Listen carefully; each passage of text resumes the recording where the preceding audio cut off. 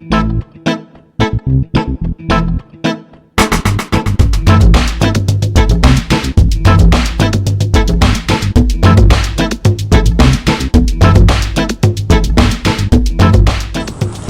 again, Sanford Kramer, Master Plumber, here with another tip.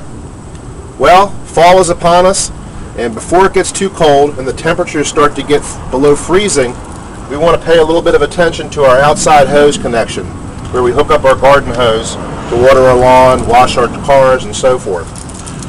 Your outside hose connection needs to be winterized properly to prevent it from freezing and bursting and potentially causing water damage inside your house. And really, if you get into the habit of doing this every fall, before the temperatures get below freezing, you won't have any problems. And we'll talk about basic winterization on your hose connection today. First thing you want to do is you want to go over and remove any garden hoses or any kind of hose connections that you have from your outside hose fitting. So we call this a sillcock or hose valve. So obviously turn off the water and remove the garden hose. This is really important because if you don't do this, you will not be properly winterizing it. So remove your hose and preferably store it away somewhere so that it'll be nice and fresh for next spring when you're ready to go turn everything back on. At this point now, we're going to go ahead and go inside to our inside cutoff, and we're going to go ahead and shut that off to allow this to be properly winterized.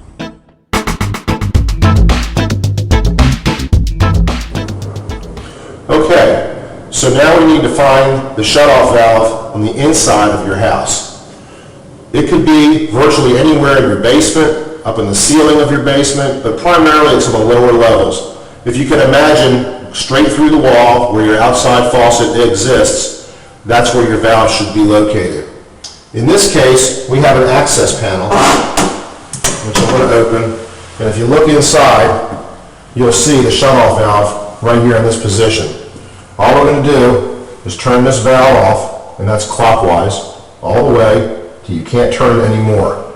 Once you've done that, you've isolated the water. The water now stops here, and the pipe that goes outside just needs to be drained out, and we'll show you that here shortly.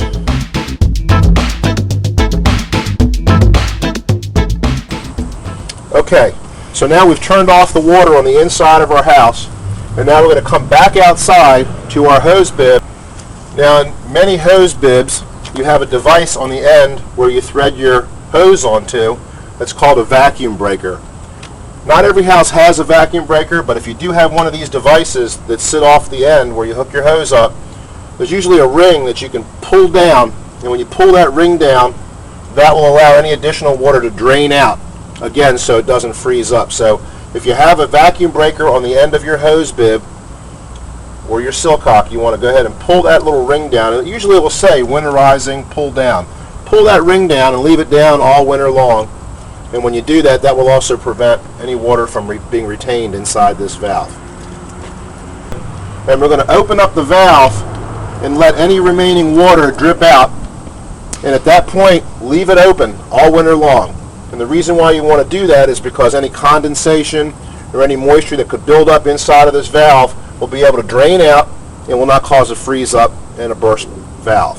So leave it open all winter, put your hose away, leave everything inside shut off, and basically you've accomplished a very simple process of winterizing your hose bibs.